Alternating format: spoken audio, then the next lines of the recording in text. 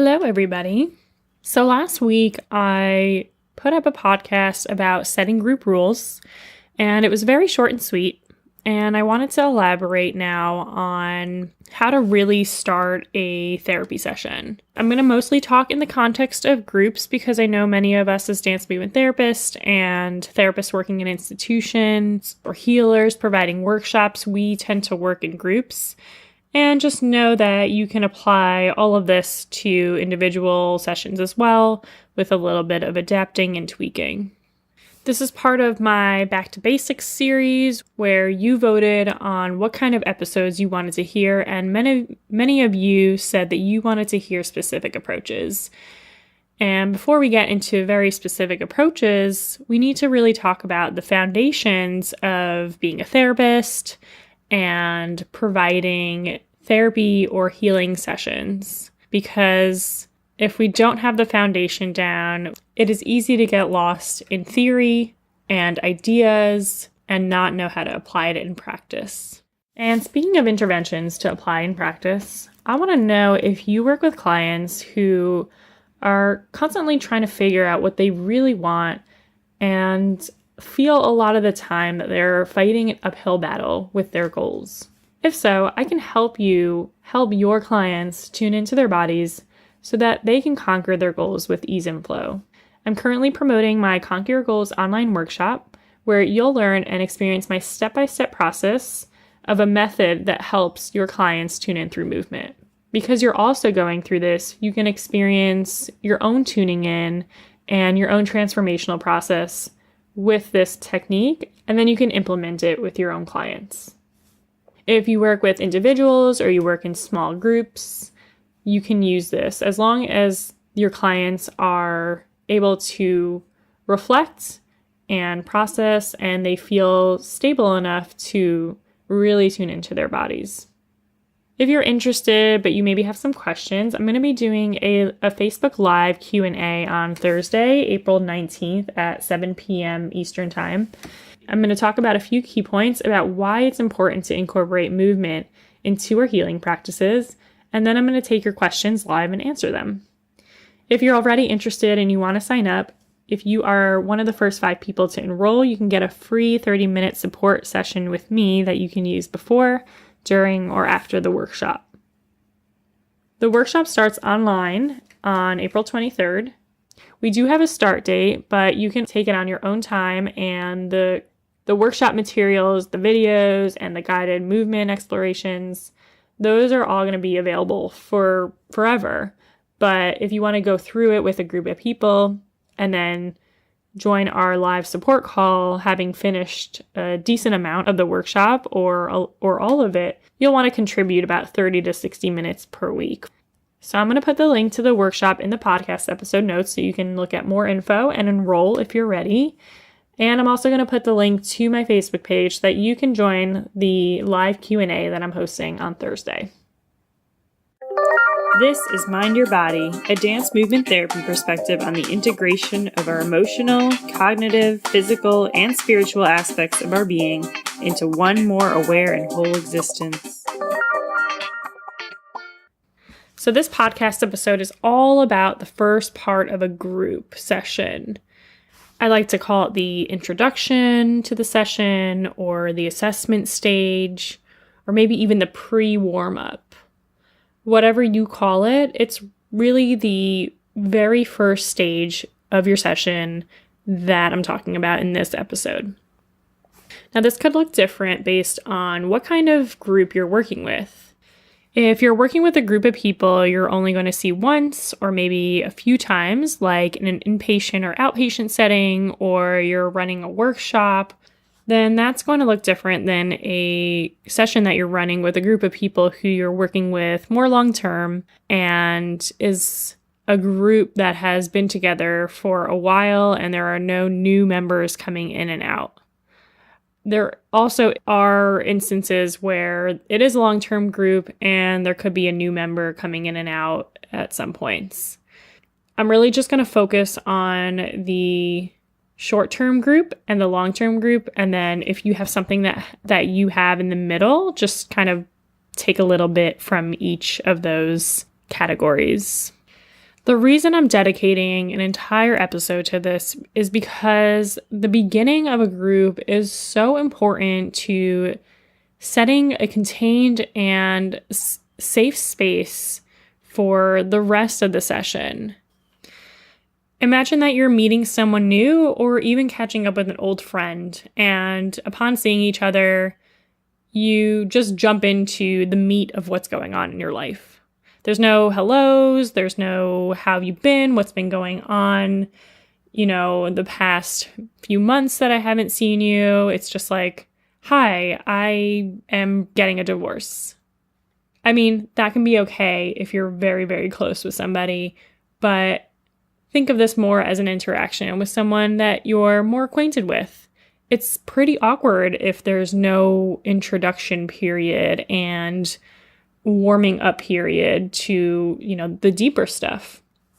For me, whenever I'm even catching up with somebody on the phone, like a friend, even a really close friend, and we haven't talked in a while, and they say, hey, what's going on in your life? I feel really strange just jumping into the very deep things that are going on in my life. I kind of feel a need to warm up and be like, well, this has been going on and, these things are going on. And then maybe 20 minutes in, we're really getting into it. And that could just be my personality of easing into things and my movement preferences of slowing into things. But you have to keep in mind that there are going to be people in your group who are like that and like me in that way, especially when people are going through a hard time and they're feeling fragile and vulnerable, and there are other people in the room who they don't know, and if they do know, they maybe don't trust.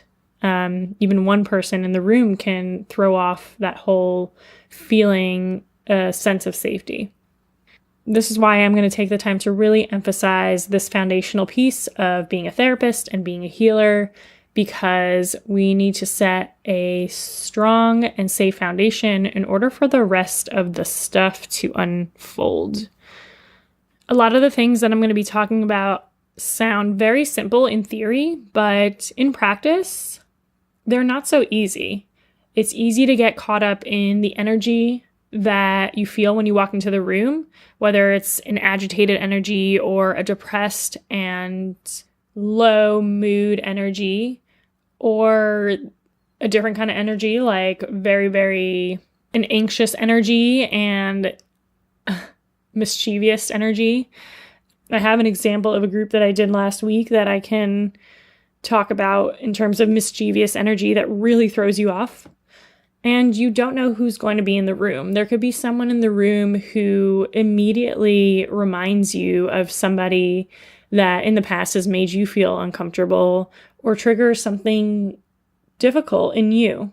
And all of that can happen within a matter of seconds of walking into the room. So I also know from my experience that a lot of the ways that I start my sessions can depend on my day and how I'm feeling.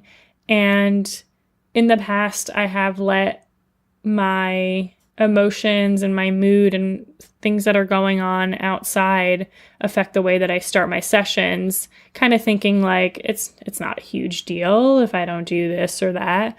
But I have found that it changes the entire session and the entire feel for me and for the patients and their ability to open up. Like it just feels like a stuckness that happens.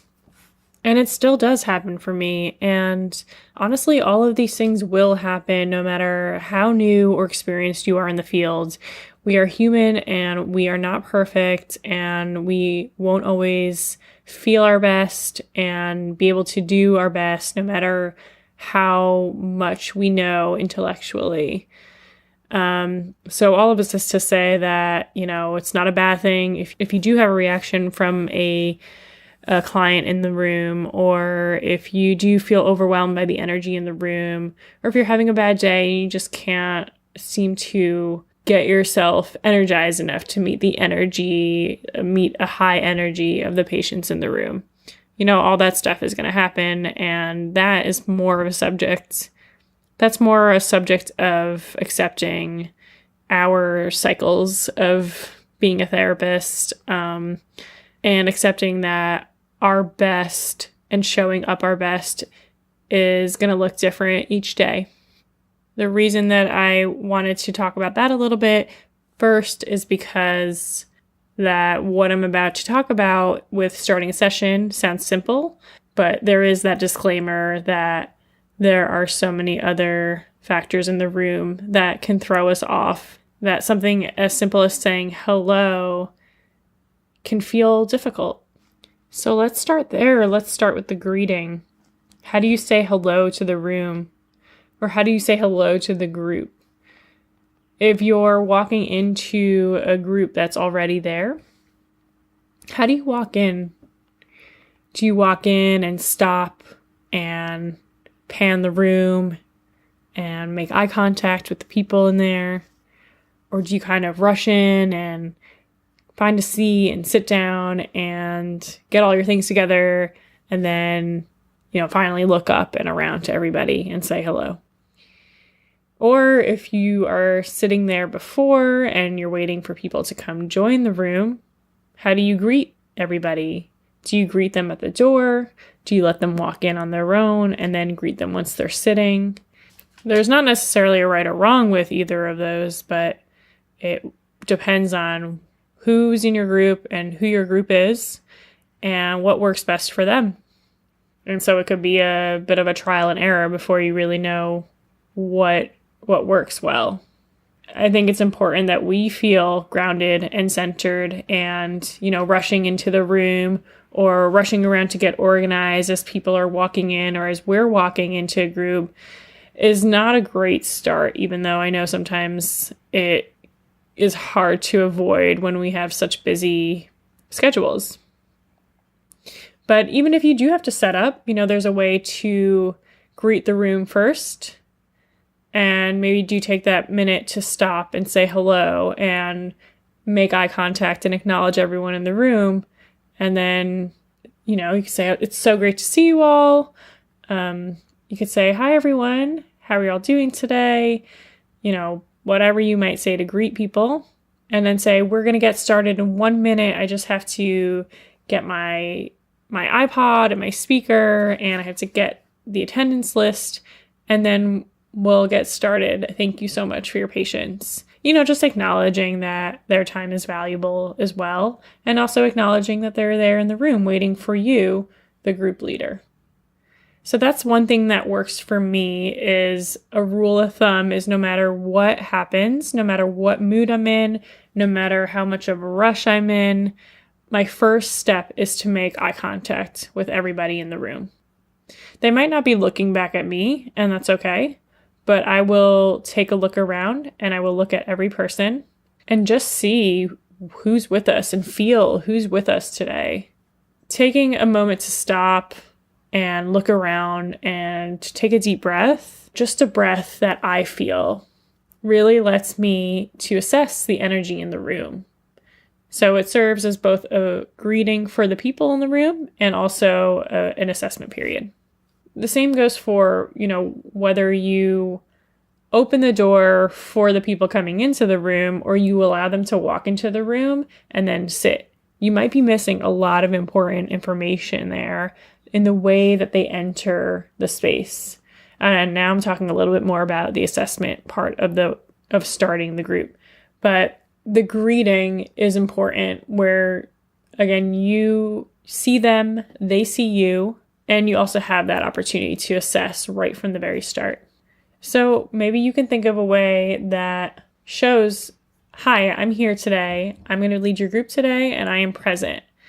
Is it eye contact? Is it facing your body towards everybody as you look at them? Like I'm picturing, what I mean by that is turning your head towards each person in the room. It's pretty much eye contact, but also using your body with that as well. And then I know there are certain things that we have to do in the beginning of a group. Depending on where you work, you might have to take attendance. You might have to just jot down the names of the people in the room because we have to write notes about it. Or you might just want to simply know the names of the people in the room because that feels a lot more comfortable than seeing a lot of faces of people and whose names you don't know and not knowing how to address them. I personally find the beginning of groups easily overwhelming. I'm less overwhelmed by them at this point in my career, but I still kind of dread the very, very beginning of groups because there's so much we have to do. In my position, we have to say hello, we have to get names, we have to remember the names, we may have to write it down, we have to make sure people are in the room safely, whether they're coming in or they're having an interaction with other people. There's a lot of multitasking that happens. But no matter what you do, again, I believe it is the most important thing to greet everyone and acknowledge that they're there and show them that their presence is valuable. If you're working with a group long term and it's a group of people who have come back over and over again, you may already have your idea of what works best in terms of entering the room and greeting the members. It's normal for things to fall into routine.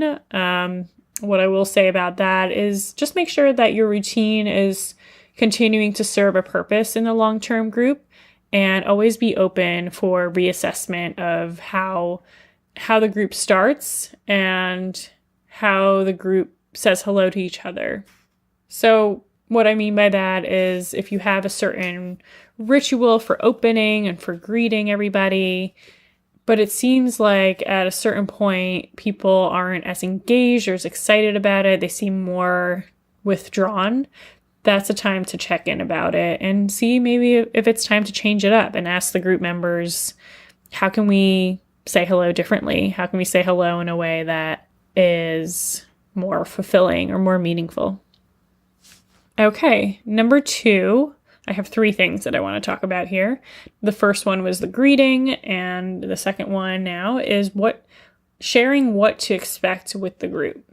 So when I'm running a group that's short term and there are new members in the room, this is, of course, a piece that is so important, what to expect, especially if you're a dance therapist or body-centered healer that's not as familiar to the people in the room. Either way, even if you're just running a talk group, it is always important to talk about what to expect from the group. What are we going to do in the next 45 minutes or 60 minutes or 90 minutes? What am I getting myself into? That's kind of a feeling that I get from the people when I say, hi, I'm a dance therapist or I'm a movement therapist. It's like, oh no, what are we going to do in here? So after my greeting, after I say hello and I, just kind of sense the room and make eye contact and acknowledge everybody in the space, and I do take attendance, that is a part of my job that I need to do. I will do that either sitting from my seat and going around the room, or I will get up and I will go up to each person and ask them what their name is, kind of a little more quietly and intimately. And that decision is based on how focused the group is, how anxious the energy is in the room. Maybe even saying their name out loud is something that's a little too intimidating at the moment. That's something that we can revisit a little bit afterwards, or even just a few minutes later. I like to prime what I'm going to do by saying it, especially in a group of people who are not familiar with my style. So I say, okay, I'm going to take attendance now. I just want to get your names before we really get started. And then I'm going to talk about what to expect from the group. So I work with a lot of people who feel really anxious easily, and it is so helpful to really map out what each step of the group is going to be. And even though I don't know what exactly is going to happen, because I go with the flow and I like to meet the energy and the people where they're at, when there is certainty, I like to share it. So I know I'm going to take attendance, and I know I am going to tell you what to expect from the group. So I really like to elaborate on what to expect. At this point, I have a speech, basically. I have a little spiel that I use in the beginning of each of my groups. And it does change depending on if I'm working with children, adolescents, or adults and the diagnosis of the adults. So my spiel could be different for a unit that I'm working with who struggles with depression, anxiety versus psychosis and psychotic symptoms versus addictions. But I'll give a very general example of what my spiel is for a group of adults struggling with mood disorders. And so I'm going to share my spiel, and it goes a little something like this. My name is Orit, and I'm a movement therapist here. Has anyone here been in movement therapy before? Maybe a little nod, maybe a little raising their hands. I might notice some people from the group who's been in my group before. Okay, well, whether you've been in my group or not, I'm going to explain what to expect from this group anyway.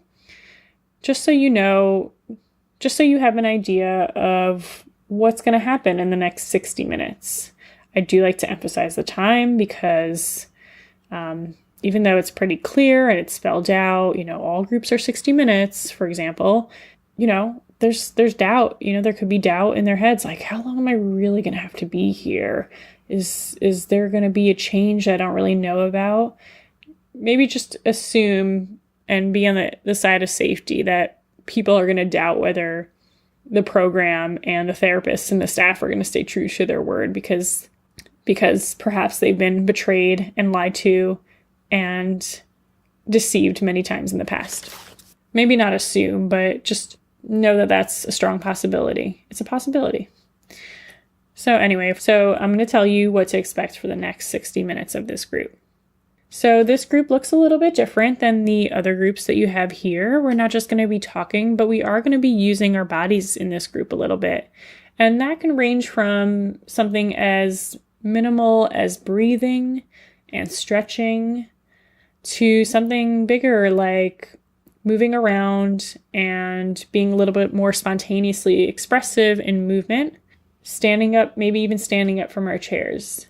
What this group ends up looking like and how much we move depends on you and how you're feeling and what your energy level is like and what you're comfortable with. And the reason we use movement is because, we come from a place of believing that our feelings and our thoughts not only happen in our minds and in our heads, but they also exist in our bodies. And the way that we feel in our bodies can affect the way that we feel emotionally and the way that we think about things and the way that we behave and vice versa. So you may experience this yourself when you have anxiety. You may feel that in your chest. You may feel that in your heart. You may feel that as tension in your muscles. Or if you're feeling depressed, you might feel really heavy. If you're feeling really happy, you might feel light and free. Our emotions also exist as sensations in our bodies. And so we like to include the body in the therapy. I like to give that little fact because in my setting, a lot of times it's like, why are we doing this? What is this for? This is strange. It depends on the population and how familiar people are with movement therapy, but I like to give a little psychoeducation, like this group has real value. And depending on how engaged the members are at that point when I'm talking about it, like if they're nodding their heads or if they're really looking at me like, I know what you're talking about, I'll say, have you guys experienced that before? Feeling your feelings in your body. And, we'll talk about it for a minute. And, they'll just say, yeah, I feel anxiety in this place or in my chest, or I shake my legs all the time. And it won't turn into a big discussion because I'm still talking about, what to expect. But just setting that sense of, oh, yeah, there's people in the room in here who experience what I experience. Or the group leader, has something really valuable to offer. And maybe I should really engage and focus and see what this is all about. Maybe it can help me. Again, that is me talking from working from a place that there's not necessarily always a choice when it comes to participating in my groups. Anyway, I go on to talk about the safety in the group. So because this group is a little bit different, we might be doing things in here that are new to you or a little bit outside of your comfort zone. I'm going to encourage you to push a little bit past some discomfort and go a little bit outside of your comfort zone, because that might help you grow or move forward. But I also want you to know that if you feel too uncomfortable or too overwhelmed at any point, you can take a break and go back to your comfort zone. And that might look like sitting. That might look like taking deep breaths or putting your hands together. So I'll also do these movements while I am talking about them. And just giving them options for coming back to the comfort zone. I also work in a place where leaving the room is an issue. So I will say, if you have an emergency or if it feels like an emergency, you can leave the room. But if you can tolerate being in here and you don't have an emergency, I want you to stay in the room. I want us to all go through this together. And I have different variations of saying that, but I'm essentially asking them not to leave the room unless they really, really need to, because it is really disruptive to the process. And I ask if anyone has any questions. Usually no one ever has any questions. And then I say, okay, well, now I'm going to check in with you all and see where you're at and how you're feeling. And that's pretty much my introduction. After that is going into the warm-up, which I would like to do another episode about, because that's a whole different ballgame. If you're working with a group long-term, you likely don't have to elaborate like that every single time. Depending on how long you've worked with them, they already know what to expect. They really have a good sense of how the group is going to go, and their comfort level is probably a little bit higher. Every group is different. They might not be comfortable for a really long time. So depending on the group that you're working with, you might spend months and months saying, this is what's going to happen in today's group. We're going to do a little warm up where we warm up our bodies, and then we're going to go into more movement exploration, and then we're going to cool down with some stretching and whatever. That's all some trial and error and really sensing where the group is at. And your what to expect speech and your rules and your safety speech could be a completely different routine or ritual at that point. It could be like, we all take 3 deep breaths together when we walk into the room, and we know it, and that is part of our ritual to start, and that is part of what we understand is keeping us grounded and safe in a movement that we can come back to. For example, that could be a ritual that your group has. In terms of that not only being trial and error, it's also like every group of people is like a different life form, that all of its individual needs make up a different cohesive collaborative need. So if you are working with a new group, I would apply everything that I just talked about with a short-term group and just see how that evolves and what sticks and what develops more meaning and what becomes less enticing. I said that I had 3 things that I wanted to go over, but I think I kind of clumped number 2 and 3 into that last little section. My number 3 was establishing rules and safety. And the degree to which you set rules, of course, depends on the population that you're working with. I definitely have to set rules explicitly when working with children and adolescents, especially because many times there's a huge difference in presentation of symptoms and personalities in the room. There are some really, really high energy agitated people in the room, and there are also some very low energy depressed people in the room. Sorry, I'm generalizing here. But that is a very risky combination of people where people can easily feel threatened and unsafe. And I do find that happens a lot with my child and adolescent groups. So introducing a group is very much about setting the rules of the group as well.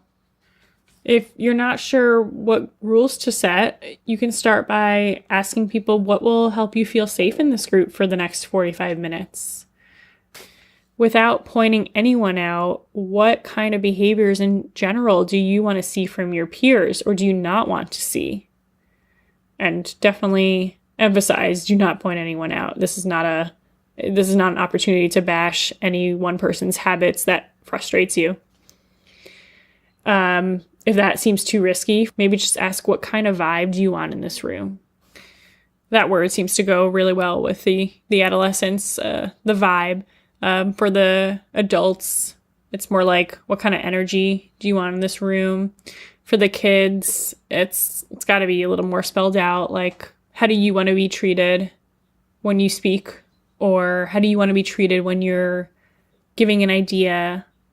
How do you want to be able to ask for what you want or take a break when you need it? And just kind of spell those things out a little bit more for the children. I will do a combination of setting rules that I know that I need to make, like my I will not tolerate list. So there are 3 things that I will not tolerate in any of my groups. So I'll do those 3 things as my rules, and then I'll also ask them. I want their input too. Actually, I only have one thing on my do not tolerate list that goes across all groups, and then it might change here and there depending on the group that I'm working with, but it's that I will not tolerate bullying of any kind. If somebody is in my group that cannot manage the way that they are putting down somebody, I will not tolerate that. And I will get really specific about it. You have to follow up with your rules too and say that each rule for each rule, I will give you 3 chances and I will give you those warnings. And by the 3rd warning, I will ask you to, depending on what group you're in, sit on the side, or I will ask blah, blah, blah, like the staff member, to take you back to your unit. And so, it might be a good idea for you to write, if you don't already know, what are the things that you will absolutely not tolerate in a group session. And that could be the rule that you make no matter what. And if you want some tips on how to make rule setting fun, just refer back to my last episode that's called Setting Group Therapy Rules Can Be Fun. Okay, I hope that was clear enough. If you have any questions, feel free to send me a message. You can visit my Facebook page, facebook.com/Orit Krug DMT, and send me a message there, or visit my website, mindyourbodydmt.com, and click on the contact.